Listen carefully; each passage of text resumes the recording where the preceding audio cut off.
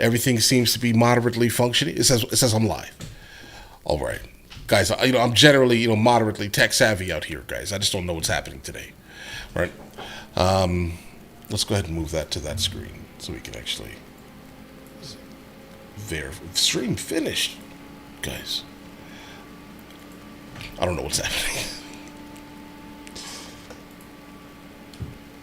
Like, I swear, the goal is to like do this a little bit more often. So this is definitely going to be like a test run specifically. But it's like we're frozen. So what's happening here? Just like bear with me for a moment while I figure this craziness out. Okay.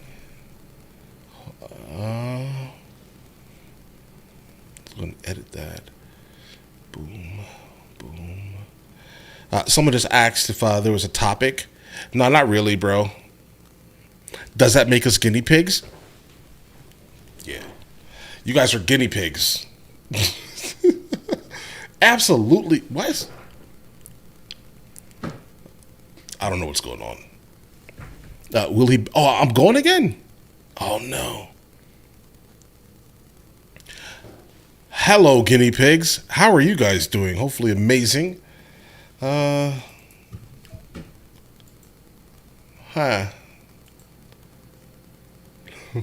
Why, hello. Hello. I'm like seeing multiple.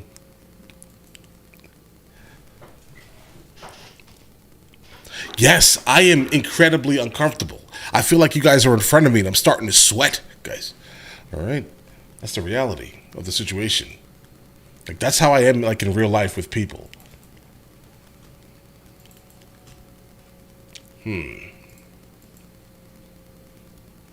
All right. There we go. Well, we definitely appreciate you stopping by. Absolutely. No, yeah. That's Shy Guy Matt. Yeah, I'm live. I'm definitely not a robot or a hologram. The rest of The Godfather, I have like one more hour left. I've already recorded like a secondary hour. I just need to get that. I'm trying to get that movie finished by Thursday, at least. Hopefully. Yeah. This is just a test to make sure everyone knows that I'm absolutely real. But it just so happened that as soon as I started this again, my computer just immediately froze. What are you doing here? I need more Godfather. I know. Yep. I know.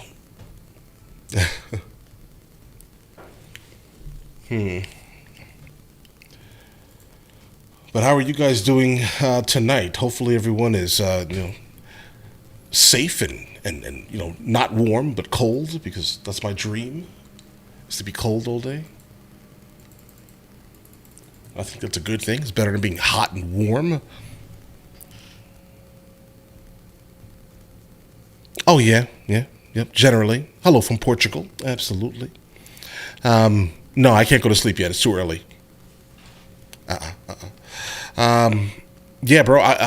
Who's saying this? Danny.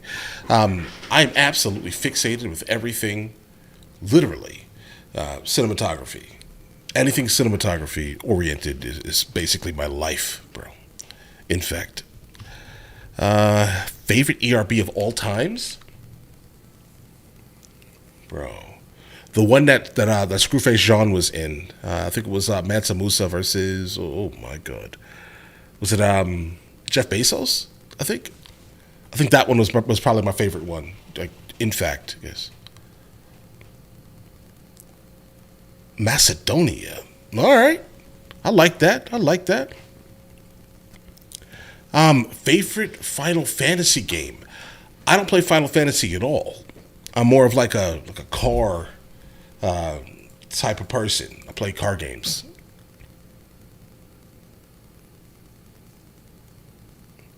Huh. I'm live on Twitch. See, I don't know what's going on right now. Okay, there's a lot happening. there's a whole lot happening. I seriously wish I knew what was happening here, and my computer wasn't frozen. Like, guys, I'm absolutely frozen live. I'm not even sure I can end this. So I guess we're here until my computer unfreezes. I'm more of like a Forza Motorsports, mainly. Yeah, mainly Forza Motorsports. Yeah, my project, my channel manager is absolutely amazing, guys. Absolutely. My take on F1 racing. I don't really have a take on F1 racing. I think the vehicles are absolutely amazingly powered. They're lightweight, but you have to be absolutely minuscule to drive them, and that's not me. So I've absolutely, in fact, stayed away from even looking at it. To be honest, I wouldn't mind hopping on a game, but my computer is completely frozen. Yeah. Let's see what else is here. Watching Yellowstone. I haven't actually watched the show. This hat I know is probably from the show, but I've never actually seen the show. I just actually, I like the hat. I got it from Sam's Club, and I was just like, "Oh, that's a cool hat. It says ranch on it." Yeah, that's how my mind works, bro. Oh wait, something happened. We are now unfrozen. Oh, there's a lot of you guys talking. A lot more than I actually see. Oh no, I'm missing a lot. Okay, all right. I was actually going to watch a video on like economics. Okay, hold on. Let's see. What games am I playing? I pretty much go back and forth between what's it called? Elden Ring, guys. Yeah, Elden Ring, and I play like Snow Runners and like Mud Runners. I like these type of things. I like off-roading a lot, right? So the beauty of that is these games are pretty much off-road oriented, so I do a lot of off-roading.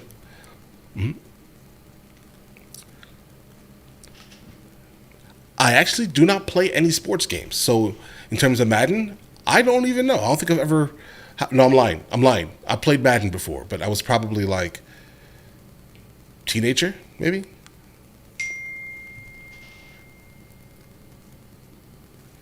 Hold on. There's a lot happening here. No, I haven't played any of the car mechanics at all. Outside viewer. I drive with a steering wheel when I play racing games. So I'm definitely inside. Definitely. Absolutely. Do you have a day job? Well, Justin, I had a day job, basically. I was a bit of a photographer for the last 2 decades, internationally. And so because of that, I don't really have much time to do photography like I used to, specifically, or any type of cinematography. So I just do YouTube right now. I've just been doing YouTube for about a year now, I'd say. Yeah. Beam NG on PC. I have it downloaded, but I haven't actually played it. Longest D&D campaign. Oh God, guys. Of course. Probably 8 hours, and I was a teenager. Was it difficult to move to Spain and want to live in Europe? No, not really. I mean, my wife is from Spain, so that's the beauty of that. I'd say is in terms of it being easy, at least. But other than that, no, it's a lot easier to move to to Spain than it is to the United States of America. That's a fact, guys. Movies. Primer, probably. Like my favorite movie that I encountered, I would say this year, in terms of like just completely being obsessed with it, that I've reacted to, was definitely Primer. 100% Primer. Yeah. Time travel. Favorite Gran Turismo title. Honestly, again, I haven't played Gran Turismo probably since I was a teenager. I played more Forza Motorsport, Forza 5 and things like that. I remember waiting in line for the first Forza to come out on Xbox. Real Madrid or Barcelona? You asked me about soccer? Listen, I don't know about soccer. Let's see. I'm more interested in some world history. Um, World history? We can do some world history. I absolutely love world history. Ask a specific question. Read or seen the Foundation series? No, I haven't at all. Fellow hip hop head born in 1986. All right, all right, all right.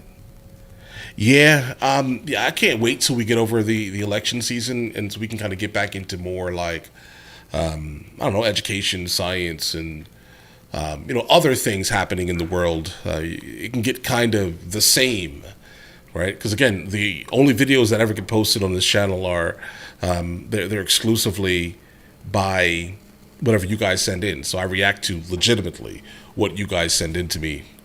Nothing on this channel is chosen by me. So you guys want to see a lot of politics, so that's what's basically up here right now. Nah, Brit isn't Dominican. Um, let's see. Marking myself safe from drones. That whole drone thing is crazy to me. I don't know how to take it. I'm going to be honest completely. I have no idea how to take that drone thing going on in New Jersey. It just doesn't make any sense, guys, personally. My favorite content to react to? I like history. I like learning new things, the things that I haven't encountered, or even like travel type content that is about somewhere else, either a place that I've been to or a place that I haven't been to. I'm super attracted to education, science, physics. That's kind of where I'm at with that. David Chen. Wait, I'm from Newark. I'm sorry to hear that.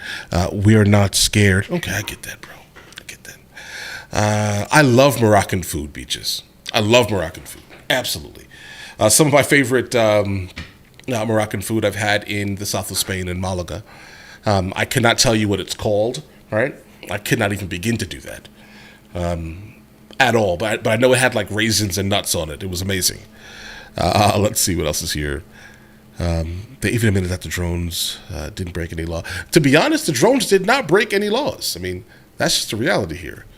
Do you have any vagrants in my area? Not my specific area, no. There are no vagrants. How old were you when you watch Crime Scenes? Oh, probably 8. Like, I have a sticker that I got in South Carolina on like a quick trip from a place that sold like a lot of Carl Sagan things, right? So I was able to kind of like get like a lot of bumper stickers and all types of stickers. One specific sticker, if I can find it, I think it's like "Hail Sagan" or something. It's a funny joke. You remind me of my little brothers. Hey, listen, that's good. I appreciate that. I appreciate that. Favorite gun? Probably the one I have on my side right now that I'm not going to put on the stream because I get yelled at by my channel manager. Right? Excuse me, guys. Which one is this? Springfield Hellcat, the RDP version with the compressor and the red dot sight, the always on red dot sight. Let's see what we got here. Yeah, I can't wait for. To be honest, I think Patel would be a great FBI director. I mean, we need something, guys. We need something. In fact, we need something. Beaches. Let's see. Yeah, I think Captain America is going to come back and make some appearances. Let's say on the movie reaction channel. Definitely. In fact. Hey, Board, I appreciate that, absolutely. Best carry gun? Probably the Hellcat, the Springfield Hellcat RDP. It's this big, right? 9mm with an extended clip if you need. But I generally carry a mix between that RDP along with my Canik TP9 SFX. Then obviously my AK-47. Let's see. Hey, Charlie Steak, how are you doing? Nice to see you live. I'm never live, but I'm here. I'm here, miraculously. Just hanging out. That's what I'm doing today. But I do seriously want to watch something, though. But I have no idea what I'm interested in today. Oh, yeah. In Spain, there's no... I don't carry anything in Spain. Oh, no. Don't put me in that... Nope. Dear Spanish government, I have never carried a single gun in Spain. All right? Dear Spanish government, you trying to get me in trouble. Listen. Hey, I'm down for the 10 million. I would like to get the 1 million first. I mean, I'm not like a big numbers person like that. At all, but I wouldn't mind getting, 10 million. That's cool. Or just do 1 million. I just want the plaque. I like Elder Ring and like overall racing games, Forza Motorsports is kind of where I live. I appreciate that, guys. Welcome in. If you guys are coming in, if you guys can go ahead and hit that like button, that'll absolutely be amazing. What made you decide to go live today? I don't know. Go be honest. Because I don't know. My plan was to start going live anyway. I think that's the overall thing. AK-50. No, I haven't seen Brandon's AK-50 video at all. Yeah, but I do definitely love the AK-47 though, over the AR-15 platform. I have a couple of AR-15s, but the AK is what I prefer, at least.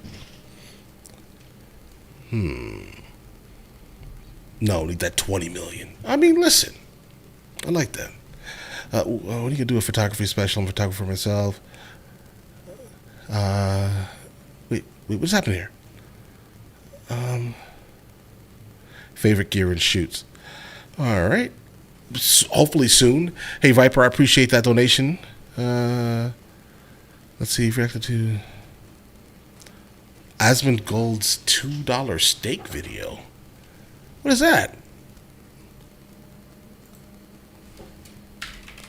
In terms of camera gear, it all depends, right? If it's just photography, I mainly shoot Canon. Well, why am I saying this? I used to mainly shoot Canon, mainly the 5DS, the DSLR, and I love the Sigma 105 f1.4.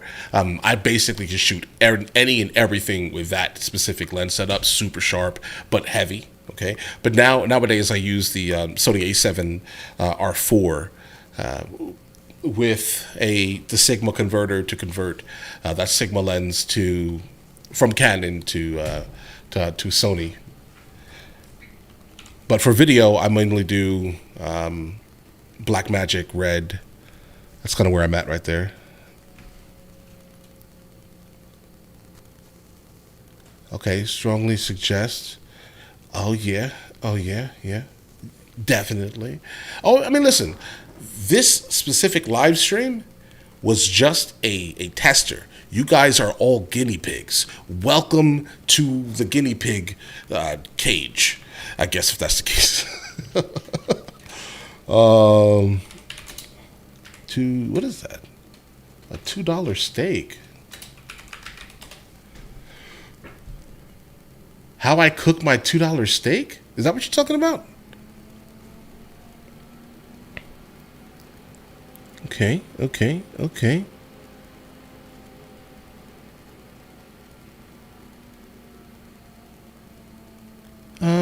Let's see what we have here.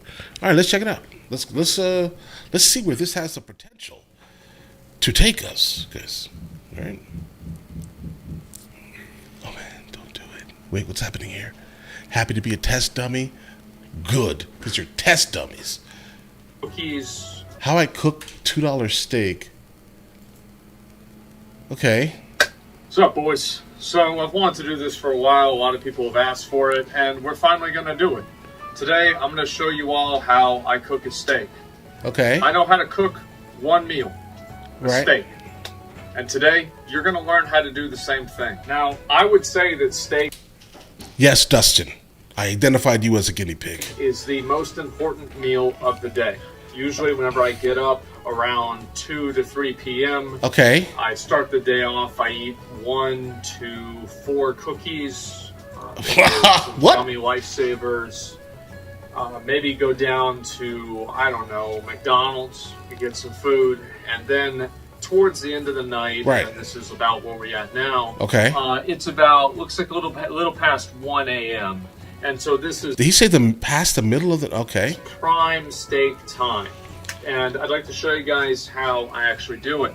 Now, I don't like to get the good steaks. Hey guys, I'm gonna be honest. If I ate like this man, I would be 3 times the size as I am right now. Now, the reason for that is not because I don't like the good steaks. It's because I don't want to like the good steaks. The fact is that Okay. I've been using these steaks. I've been getting these steaks now for, I don't know, probably fucking 10 years. And my mom always made them for me. And these are these steaks right here. You guys can see I've got them in a What bag. cut is it? And, Why is it $2? This whole bag, it had 4 steaks in it. And it was, how much money was it? This thing's all fucked up. What does it say? Oh my god, what a piece of shit. Okay, I'm gonna have to open this. What? Which is alright because, you know, we're gonna have to need to do that for the steaks. So I'll show you guys how much my steaks are. And this is a meal I usually make for myself multiple times a week. $7. So it's $7 for 4 steaks here. And I get these, as I said, all the time. They're delicious. I have no complaints. I have no Right. problems. Right. I like to keep things simple. I like to keep things cheap. Absolutely. So next thing is you're going to need you're going to need a pan. The thing is that I have about 20 pans in my house. 19 of them are dirty. Well, actually 20 of them are dirty. I'm about to have to clean number 19 or number 20 here. Okay. And I really just clean and use the same pan over and over. I don't think you're going to want to see this, but That's fair. That's fair. basically, I had this problem with my sink, and basically the sink wouldn't drain. The sink was like black of like water, and that was a fucking problem for like 2 months. And so I got a liquid plumber and I fixed that, and so now it's not a problem, but it was. And but anyway, so let's go ahead and I'm gonna be honest, Brody. The kitchen is filthy, and I see spider webs above the refrigerator. All right. Okay. I'm gonna go ahead and clean this. So you see right here, there's these little flies. I don't know why they're here. It's The just flies. fucking bullshit. Flies. And so the first thing you do, like obviously, I hate washing dishes. I only use paper plates and plastic utensils. I think that sometimes I have to use a real fork and knife for this. There is no silverware that is clean in the house. Oh my God. That was not that. I don't really do that. And He doesn't really do that? Is that what he just said? That's what those are the words that came out of his mouth. There's no silverware in my house that's clean. I don't really do that. Okay. there's a lot of dirty silverware, Okay. and every 2 months or so, I have this like kind of. I'm trying to think like what to put it. It's like a midlife crisis, but it's like a mid-month crisis because it happens all the time. And basically, what I do is I clean up like 3 things in the house, and maybe I don't drink soda for like 5 hours, and I think just like, 5 I'm hours? going to turn my life around, and I feel such an overwhelming sense of pride and accomplishment. I figured, you know what, I've earned myself a little bit of a break. I crack open another cold one and throw the garbage back on the floor, and so that's generally how things go. The handle of the pan, it's like falling off. You can screw it back in, and I tried to screw it back in with a kitchen knife, but I need a screwdriver, but it's been like a pain in the ass for like the past 6 months. Bro, go get one. And it's just been fucking annoying. The screwdriver's out in the garage. You have one, you just can't walk. And anyway, so number one, we have Trying to enrage me. Now, also, we have to have, as with any good steak, what do you eat with a steak? Great question. You eat a potato. Wait. The real life embodiment of a World of Warcraft gamer of South Park. Okay. All right. Now, All right. I only, as I said, I only make this meal. I do this all the time. You have one potato. Now, okay, give me a minute. This is really annoying. Now I've got to clean a fucking fork too. All the forks are dirty because You won't clean I them. was eating steaks with them. I tried doing it with a plastic fork, and the plastic fork melted onto the pan. You were cooking So with a that plastic was really kind of unfortunate. fork. And so we don't use plastic forks to make steaks anymore. This is some fork my mom ordered. It was some overpriced thing on eBay. I think Okay. this like whole set was like $100. So So like this is his thing, just being dirty. That's his thing. His thing is, I'm a dirty guy. I like being dirty. I don't care about anything. I'm just we dirty. get our money's worth out of it. So next thing you do is you want to Okay. I forgot about the potato. So the potato, this is how I cook a potato, is I take the fork and I stab the shit out of the potato. And this is what my mom told me to do because she didn't want to have to fucking put it in the oven. And I stab the fuck out of the potato Yeah. and I put the bitch in the microwave. Okay. I thought it was going to be bad too, but it wasn't. Okay. I put this bitch in for 8.5 minutes. So you need butter. You want to put butter on the pan. I don't even know why you do that. I just see other people doing it. I really have no idea. It doesn't matter. Probably for Yeah, flavor well, anyway, let's go ahead. I'll of some just put it sorts. over here. Most likely. And I'll just put the butter. I mean, you guys can fucking believe that I put the butter on the pan, right? Like, I don't have to I'm not even gonna lie, guys. This kitchen looks like it smells. fucking bring you guys over here. You can believe that? All right, good. So anyway, you put the butter on the pan, and you turn the pan on. Okay. And so usually leave it on for like maybe a couple like 30 seconds, a minute or so, and then we're gonna go ahead and get back into the steak situation. So I have 3 things that I put on my steaks. Let's go ahead and talk about them. Is the video flipped? So this is Worcestershire sauce. Okay. The reason why I do this is because my dad does this. They were out of good reason. The Kraft Worcestershire sauce, which is like literally like way cheaper. So I had to buy this shit. It's all the same. Who gives a fuck? And so also this is steak seasoning. Salt Lick is a place here in Austin. I went there one time for some fucking thing, and it was pretty good. So I decided to get the steak seasoning. Steak seasoning is pretty good. And also we get lemon pepper. And so those 3 things, those are that's the steak ingredients. So now, as you can see, I was gonna say, as you can see, you can't see it because I'm too lazy. I don't want to put it over here. But yeah, there's like fucking butter in like the pan and shit, right? And Okay. so every time that I cook a steak, so like, you know how like women take pictures of like their food. You know, like you go on Instagram and it's like some girl, she's taking a picture of her food again. I'm a man. I don't do that. But I do take pictures of every single steak that I cook. I cook the exact same steak every single time. Okay. Right. And I take a picture of it at the end. That way I remember how good it was. So let's begin. Okay, let's go. We've got a steak right here. This is a good one. Oh, Is it? Yeah.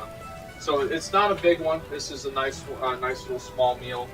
I'm about 6'3" or so, Right. and I don't know if we want to double up on steaks today or not. You probably This should. is definitely a smaller size steak. Yeah. It's fine. If I'm hungry later on, I'll just eat another cookie. He said later on. It's like 2:00 in the morning. And so this is, we'll just go ahead and go with this steak right here. That dude is a walking I germ. stab the steak a little bit, get a little, that way I get this shit in there on the steak. So I'm gonna go ahead and take you guys, I'm gonna move you a little bit over here. And so you gotta shake this bitch up, right? And the reason you do that is because on the back of the bottle it says to do it. And so next thing, go ahead and open this up, and I'll show you guys what we're doing here. We get this. Oh, I'm fucking up. So you guys messed me up. I gotta we did first. I think the seasoning's better. Now it's cooking, and now I'm getting stressed out. Oh fuck. Okay, all right. So I put this on the steak. There we go. Bro, that steak is disrespectful. Okay, all right. So then we get the lemon pepper. Lemon pepper. And this Izzy taught me how to is that make a thing? Steak, who's Izzy? but I don't know if she'll like my own little things I put on. All right, so did I shake this one? I don't remember. Okay, so anyway, we'll put this on. I don't think I shook it. So then there you go. There's the steak. Oh, wow, what a good steak. And so... What a good steak. After that, obviously, you got to turn the bitch over. And so what you do there Mandatory. is you turn it... Oh, shit. So you turn it... Fuck. Okay. All right. No, we're good. We're good. So I'm going to keep this one down just for a minute. Now, salt, sometimes, pepper, we're gonna go for, I usually butter. put a little bit more of this right here. And we got, oh, that's the wrong one. We're going to get a little bit more on there. And I know some people are going to think that I only eat my steaks medium. Sorry, not medium rare. I get steaks medium to medium well at restaurants. But at home, I'm going to be honest, I'm not sure you have much of a choice with that steak. It's probably just going to be permanently well done. I'm not sure he's ever getting a medium out of that, guys. It's too thin. And then he poked holes in it. Cooked steaks well done. The reason for that is because I'm paranoid. I don't want to eat something that's bad. Oh, man, that's a good-ass fucking steak, man. And so anyway, you get it in the pan, you get all those sauces on it. I think his standards are too low. And you just really have yourself a good time. I'll have to take a picture of this one after the video. And so anyway, let me put this back on and talk a little bit more about some of the things that I do. How are we doing? Let's go. Yeah, we're doing good. And so anyway, so basically I take the steak and I just put it back on the pan up and down. I gotta shit. Okay, so yeah, it looks disgusting. Absolutely. It's probably too hot. Just a minute. It's happened sometimes. Oh wow, what a steak! And so, oh wow, what a steak! You know the steak tastes like nothing. One time I tried to make something. He's gross but awesome. Now I only make steaks. I wish you would honestly stop calling these things steaks, guys. I'll put this back in the refrigerator. The only thing I have in the refrigerator is cake. Cake. That's it. I get cakes at the grocery store and I eat them. Right. So the steak's pretty much fucking done at this point. That's all he has in the refrigerator. The good thing about these steaks is that I get them and I cook them about the same time that the potato is getting microwaved. So this is a good quick meal. Now, usually... Okay, firstly, I think that steak probably should have been cooked for like no longer than 5 minutes based off the thickness of that steak. I'm just going to be honest. And that may still be too much. I mean, I'm talking about like high heat, okay? High heat, salt, pepper. Yeah, that's it. Maybe 2 minutes on each side. 1 minute on each side. Just some like serious high heat. All right? But all right. Usually I eat steaks about 6 times a week, with like one day being Chipotle. Actually, that's not true. Maybe 2 days being Chipotle. Some days. Bro, is that like RuneScape music in the background? And a steak at the same time. Oh yeah, I was gonna say. Yeah, so I'm a pretty tall guy. I'm like 140, 145. I'm getting a little fat, to be honest. Okay. I don't eat a lot of food, basically. I'm not a big food eater. Okay. So this might not seem like a big meal to you, but to me, this is delicious and it's great. Steak and potatoes. You get the base? The reason why I like steaks so much is because of the fact that I just think that they taste really good. I'm actually really glad that they're easy to make, because if they weren't easy to make, I would never eat them until sometimes they'll take me out for like a business dinner, and you order like a $200 steak, and it's Like, does he go like this to the business dinners? on the company card, so fuck them. I don't know much about him, guys. Besides that, I mean, we're talking about $7 steak packs on a daily basis. Okay. Usually I go to the grocery store, I get steaks, I get potatoes, I get cookies. Oh yeah. Because he starts the day off eating massive amounts of cookies. New Dr. Peppers that have like real sugar in them. They're pretty good, so I get those too. And that's about all I get at the grocery store. Sometimes I get the there's like this. Let me see if I can show you guys. Do I have any? Bro, he has more than cake in the refrigerator. Yeah, I do. So this is also one of my special snacks.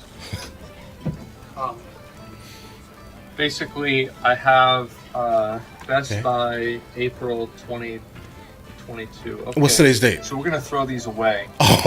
Anyway, so yeah, these are like oh my god, yogurt things, and it has like strawberry and blueberry, and it's frozen.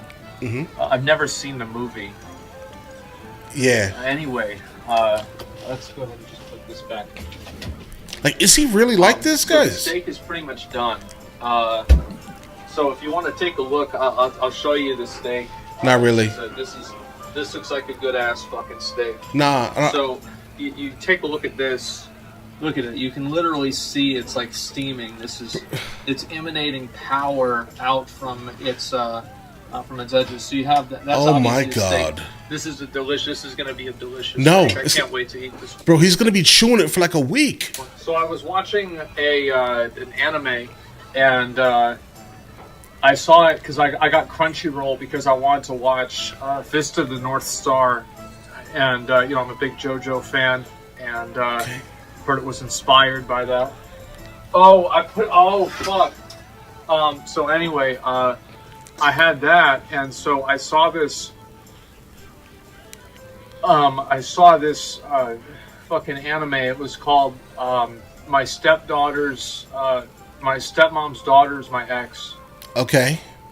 And I watched the first episode. I watched the first episode as a meme. Right. And I'm on episode 7 now. Bro, he's not lying about the flies that are flying around this man's kitchen. I saw someone here just say he's not really like this. Okay? I'm sorry to tell you. I don't know. Okay? I cannot agree or disagree. Okay? All I see are multiple flies flying around his face. Let's put this stuff away. And I try to put the stuff that I'm not using away. There's no real reason for that. It's just that it's a pain in the... Like, guys, do you see that spider web up here? It's the whole... And he said he's 6'3". That means he literally can see the top of the refrigerator. And he's walking past it every day, guys. He's walking past it every day. This is stressful. Dick to use the microwave. This is stressful. If there's something in the way. Yeah, that's basically about it. And so now I have paper plates right in front of me, and these are, let's see, these are the high quality. People ask me, like, what do you do now that your stream does well and you make money? These paper plates, there's only like 30 of them, and it was like $5. Right. So these are the hard, real. These are the steak paper plates. These are the paper plates I eat steak off of. So you get the paper plate here. You put the steak right there on the plate, and then let's get the fucking potato. So you put the potato right here, also on the plate. And do I have a knife? Oh yeah, I need to get another knife. Hopefully it's not plastic. I'm running out of battery on my phone because I didn't charge my phone, and my phone's also running out of memory. So this video is going to have to be over kind of soon because I also want to eat the steak. And so I'm going to just cut this bitch open real quick just so you guys can see what we're all about. And so you cut that potato open. That's a good fucking looking potato. Oh man, look at that. And so you see this right here. This is what we eat. Is that the skin? Oh my God, bro. That's. For a second, I forgot that he was eating steak. Okay, but let's continue. That's definitely Pretty much steak, not every skin. day. I've never gotten sick. I've never had I've never gotten sick after eating a steak. I've never Okay. felt bad after eating a steak. Right. I'm a simple man. I live a simple life. Absolutely. I like steak and fucking potato. That's fair. And I don't care if it's a cheap steak. It's a good fucking steak. I'm not It's angry good at you. enough for me. I'm not angry at you at all. So anyway, with this. Before I usually leave the kitchen area, this is the pan here. As you can see, it's dirty. So what we do is I just put water on it. Save the seasoning, I'm guessing, right? And I do that because this makes it to where it's easy to get the stuff off. Okay. And then I just leave it on the counter until the next steak time, which will probably be tomorrow. Right. So yeah, I wanted to share kind of what I'm doing and kind of how I make these steaks and everything. I know a lot of people ask about it. This was a method. Izzy taught me how to make steaks, and she You said probably Izzy will was not the be happy ex, with right? some of the little twists that I put on it, but I think I'm doing great. And I also use A1 for my steaks. I've been using A1 for a long time. This one is empty. I left it down here to remind myself to get more A1. I have 4 more bottles upstairs, and I think one of them isn't. No, there's 2 of them that are empty, and then there's 2 that are not. Because the other one is like a different kind of A1. Yeah, so anyway, I use A1 with my steak. So anyway, guys, I wanted to do this video and kind of show you all how it's done by a steak master. Thank you so much for watching. I might do another one of these. Don't do another one. Peace. I'm gonna be honest, guys. Like if he was to do another one, I probably would. I would probably watch it. I find it absolutely entertaining. I definitely hope that he is not like actually. Like I hope that this is just a set. This is basically what I'm saying here. Like there are a couple of people on YouTube, right, specifically who have something like this, right, that they film in, but in all actuality, you open the door and it's like a normal put together type of thing. You get what I mean here, guys? I hope that that's not the case for this man. All right. I know I've seen him on YouTube before, guys, and I realize that he's definitely absolutely gigantic. So I understand the finances are not his issue. He's just choosing to live in this existence. That's why I'm saying I wonder if this is just like a set piece, guys. Oh no! How I cook my $2 pizza? Oh no! Oh no! As society grows, Oh no, guys! Oh no! That's absolutely terrible. That's absolutely terrible. You're reaching, bro. Yeah, I know. Not a set. Check out the tour of his home. Listen, I'm not gonna say anything about that, but I could be reaching, but I also at the same time I couldn't. Like I could be telling the truth. Maybe not him specifically, but maybe not him. Maybe not him. Sparkles, his ex-girlfriend. I mean, listen. I definitely, and I mean this thoroughly. I definitely could be reaching now. I mean that. I mean that to the depths of me. Actually, I don't know the man. Right? I don't know his content. Hold on, guys. You don't get rich by spending money. Sometimes it takes money to make money. Depends, right? Yeah, you could. No, it depends. Seriously, it depends. But you could just save money. That's always a good thing, right? But if you're never investing it or utilizing it in any meaningful way, appreciate you, Viper. Like, but if you're not utilizing it in any meaningful way, then your money itself is just sitting there wasting and depreciating basically due to inflation, guys. Right? I think that's kind of the reality here. Yep. The video that I did have queued up was younger generations are now poorer than their parents, and it's changing our economics. It's changing our economies.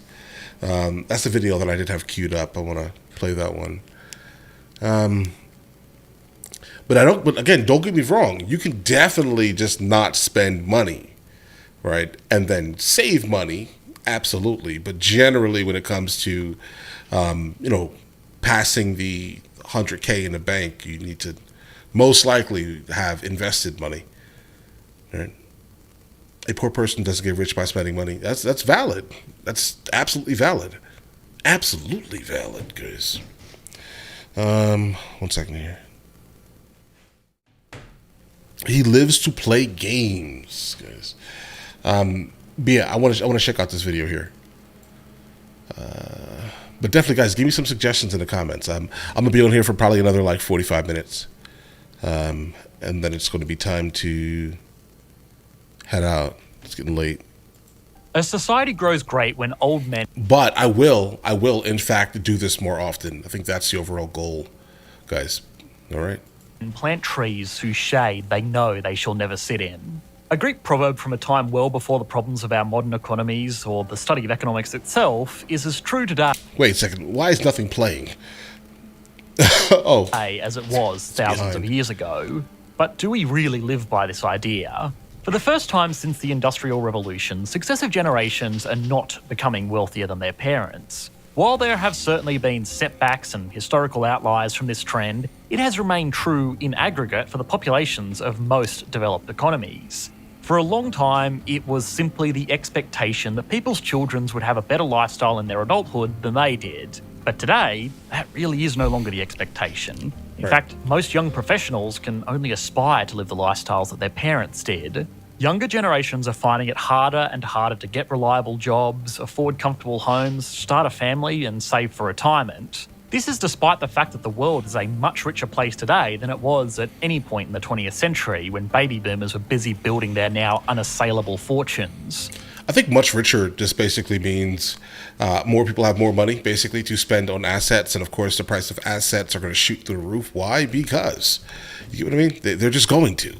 Everyone has the money to buy said assets. So, what is going on here? How is it that a world that is richer overall, producing generations that are poorer than the ones that preceded them? Is there some underlying cause to this? Hey, Robin, I think you actually could, right? I mean, I'm not sure that it's going to be in the United States of America, but I think it's plausible to live off of 758, guys. I think so, at least, but not here.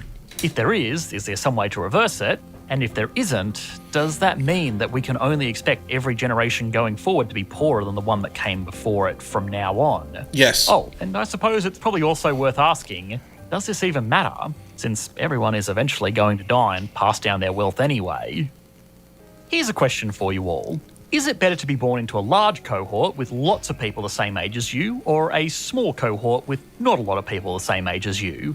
Traditional economic theory would suggest that a small cohort is preferable. It means less competition for jobs, housing, social programs, spots in good schools, and on a macro level, less competition for things as basic as natural resources. But how then do you explain the baby boomers, which despite being part of the largest population explosion ever, are in aggregate very wealthy? Well, Lord David Willetts, a British politician, demographer and author, suggests that the opposite may be true, and that in a democratic system, being part of a larger cohort is actually preferable because it gives that group more voting power on yeah, I figured this is where we were going with this. Generational issues and more sway. Like, I mean, if you have the ability to basically set up things to specifically benefit your specific subgroup, then obviously, yeah, larger group matters. In this context. When the boomers were young, they voted for policies that benefited them. Hey, Big Blue. Big Blue, please. Go for it. YouTube definitely gets a lot of people on YouTube on a daily basis, and if you have the ability to utilize anything I'm doing to benefit your channel, please, I beg you to do it, actually. succeed. Free higher education, family support systems, and strong social welfare. When they got to the peaks of their careers, their voting patterns changed again, and now this large block of voters was in favour of lower income taxes, less business regulation, more domestic industry protections to avoid outsourcing and global competition, and on a smaller scale, things like zoning laws which would protect the value of their homes. The push towards... My current EDC is a Springfield Hellcat RDP, along with a Canik TP9 SFX, I think it's called, Combat Elite. Along with a AK-47 as a truck gun. Suburbs with mandated single-family building requirements meant that houses got bigger and good locations got more desirable because only so many family homes could be built there.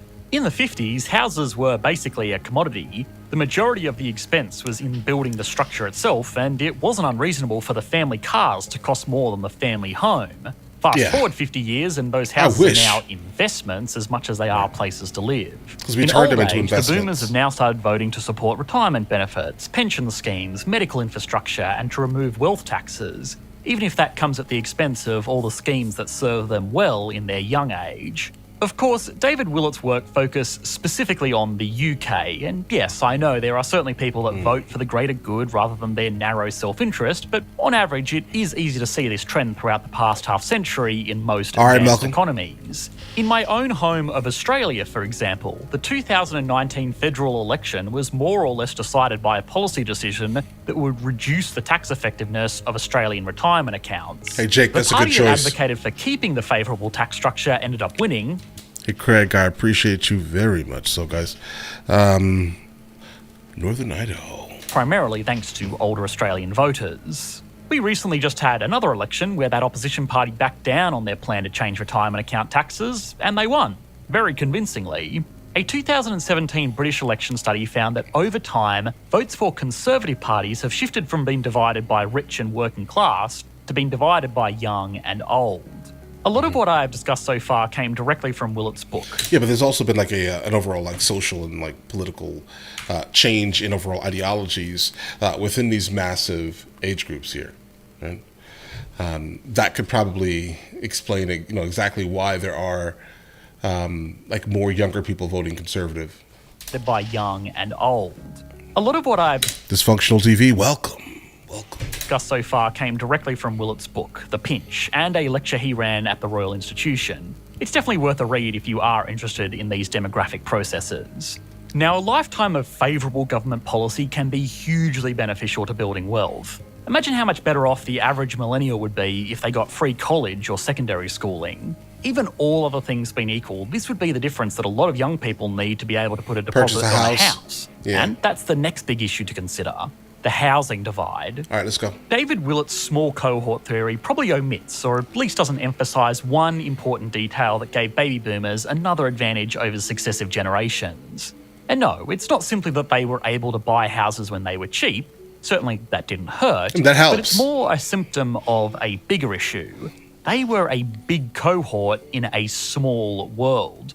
They had all of the voting power and hardly any of the competition. In the 1950s and 1960s, the global population was roughly a third of what it is today. And not to start a whole thing here, but if you were a white man in the countries that we are mostly focusing on, your competition was even less severe. So, depending on the year, back all of the apparent trade-offs that we thought of earlier, there really was less competition for basically everything, including jobs, because employers had a smaller pool of labour to choose from. Labour force participation amongst women was very low, which further reduced the supply and hence the bargaining power of workers. But it also meant that domestic duties were normally taken care of, which reduced household expenditures on things like childcare, food, and general maintenance. These higher relative incomes combined with lower outgoings meant that houses could often be paid off with as little as 1 year's income. Yes. Yeah, now, what is it, like 4.6? They did have to endure higher interest rates, especially in the 70s and 80s, which were their peak home buying decades. But it didn't really make the difference it would today. The median home in the USA in 1985 was $82,000. That's median, so 50% of homes, like the ones first home buyers would be looking at, would be cheaper than this, but let's keep it simple and stick with $82,000. Adjusted for median household incomes, that $82,000 becomes $103,000. The average mortgage rate at this time was 15%, or roughly $15,000 per year. It did get higher in certain years, but most borrowers were fixed in at an absolute max of about 15%. So that's the worst case. Yeah, I mean, that is something that was definitely intriguing. You know, the interest rate was much higher back then, but yet the prices were lower. So, you know, it just didn't hit as hard as it does, I think, nowadays at least. Scenario. The median home today costs $430,000, and the average interest rate is just over 5%, or $21,500 per year just in interest payments. Again, this is adjusted for median incomes at the time, so on the surface, these seem pretty comparable. Maybe the younger generations shouldn't be complaining about unaffordable housing after all. A lot of people I don't know about all of that. away this comparison by saying that inflation at this time was extremely high, so these higher interest rate payments didn't mean anything. But that's actually not true. Inflation in 1985 was 3.5%, and while it was as high as 13.5% in 1980, this was consumer price index inflation, not housing inflation. The prices of houses throughout these decades actually grew at a relatively modest rate. 2008 was a crazy time, bro. It was everything else that was getting expensive. Hey, Dwayne, how are you doing? This is kind of the opposite of what we expect today, where house price growth outpaces inflation. But that was not the case in the 70s and the 80s. So yeah, the inflation argument isn't totally fair. So is it fair to complain about how easy it was for baby boomers to buy a house? Well, no. They still had it easy for two other big reasons. It's not what you would expect, but the higher interest rates actually kind of helped them. Saving money for a deposit in an account that pays 10% interest per year really accelerates that savings goal. Higher interest rates also ensure that house prices... Wait, hold on. Did he say that they had high-yield savings accounts paying 10%? ...never got too high because the repayments would just become unaffordable. In our example from before, we were looking at interest paid on the loans from 2 time periods. But the thing with a mortgage is you've got to pay back the principal as well. Paying back the principal on a $430,000 mortgage over a standard 30-year loan term will cost an additional $14,300 per year, bringing the total annual repayment to just under $36,000. The house from 1985 would have a principal repayment of $3,000 per year, bringing the total repayment to just over $18,000 per year, half of what the 2022 home buyer would be paying, despite interest rates being 3 times higher. Put another way, if the repayments were kept equal, the person buying the home in 1985 could have it paid off in 5 years rather than 30 years. So, why am I focusing so much on housing? Well, despite being a very important part of our lives, houses are also uniquely unproductive. Real estate is kind of unique as an asset class because it doesn't produce anything of value. A house sitting on a block of land can appreciate in value and can provide a home to its owners or a rental income stream to an investor, but it doesn't make anything. Of course, there are other investments today, like cryptocurrencies, that also don't produce anything of value, but their market is minuscule next to the market for real estate around the world. Oh yeah, real estate is a great asset. Just unfortunately, don't go into it specifically looking to get rich quick type of thing, right? Specifically if you're going to be renting things out, because the average person is only pulling $100, maybe $200 a month, let's say, in profit from each one of their properties. Minuscule. It's better to start a business. And also irrelevant. If the value of Bitcoin goes to $1 million, well, that's great for the people that invest in it, and it will have some minor knock-on impacts in other markets as people cash out to buy whatever crypto millionaires buy, but it's not going to put anybody out on the streets. Housing affordability can do that, and it can also slow the progress of entire economies. Every economy in the world is still, for better or worse, focused around large centres of economic activity, what a regular person might call a city. If the real estate in these cities becomes too expensive, then it becomes infeasible for workers to hold down jobs there because more and more of their income will just go to paying rent. In the short term, this can be offset by higher wages, but then these centres are really just operating for the benefit of the landlords that are lucky enough to own property there.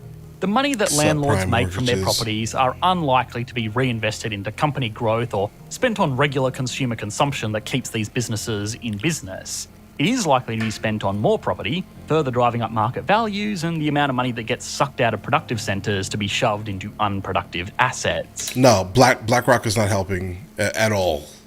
Higher house prices also reduce social and geographical mobility.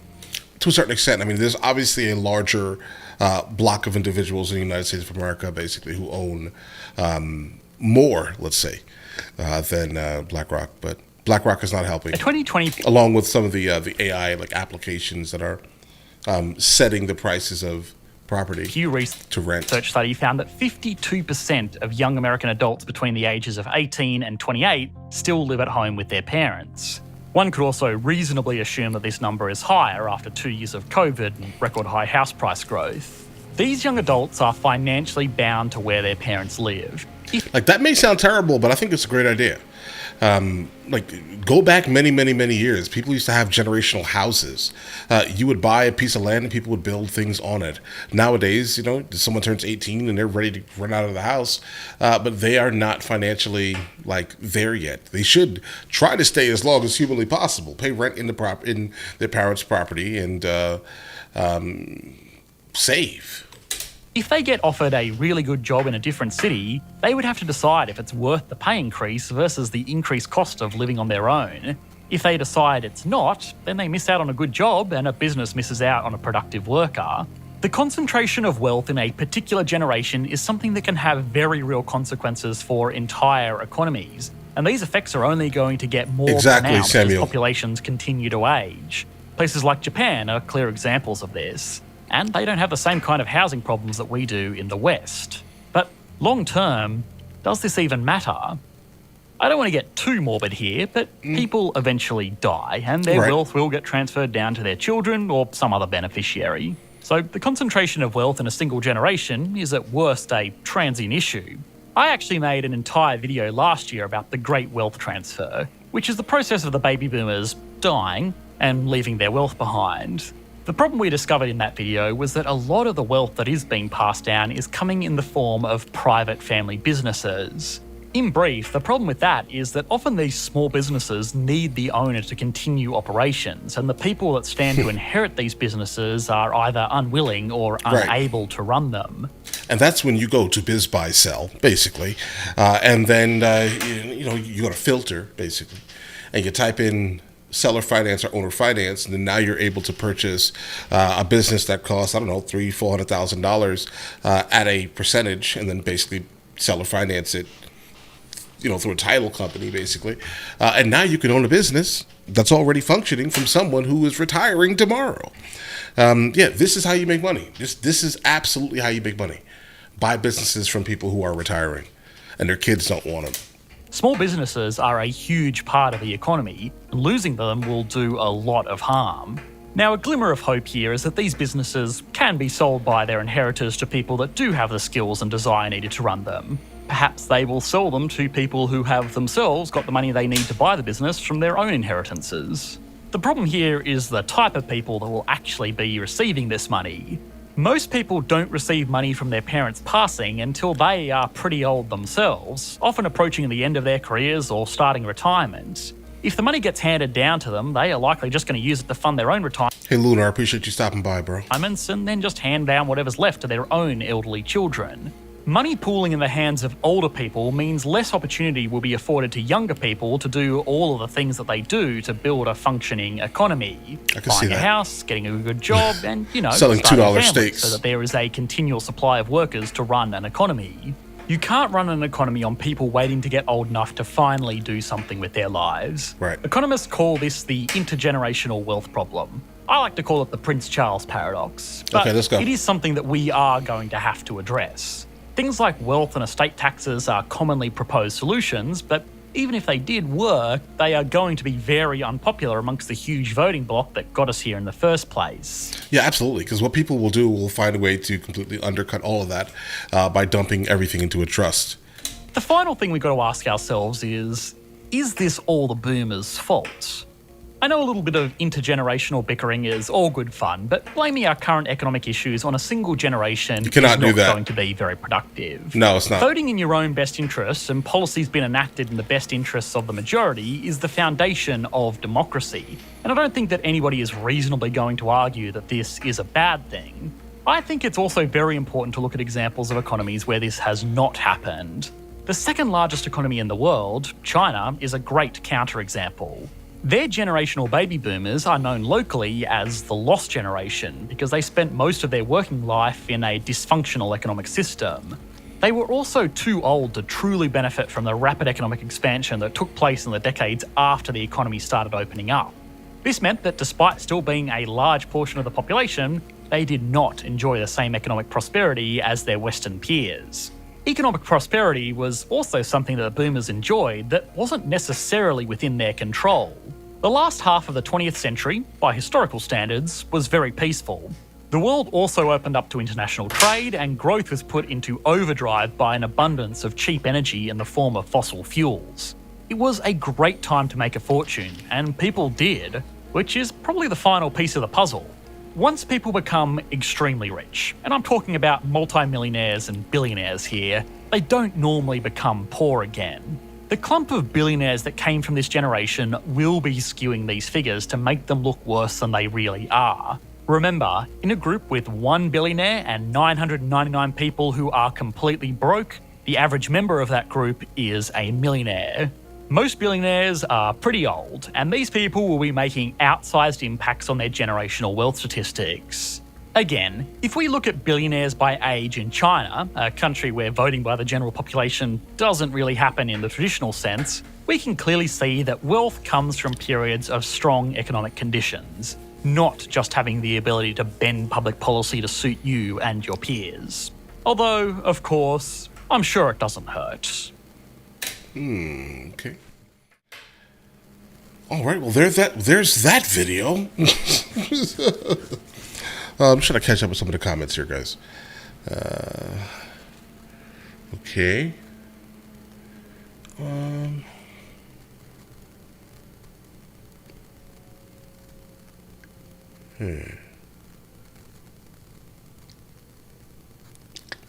Wealth is milked before death by healthcare. Oh man, ooh, that's a tough one. that's a tough one. That's a tough one. It feels pretty accurate though. Yeah, I definitely don't like the concept of like blaming people, like ever, like just like swaths of people from a generation for what's going on today. I'm not sure that's conducive to any type of conversation, ever. Yes. Let's see here. Okay. Song? What song? It's a really good song.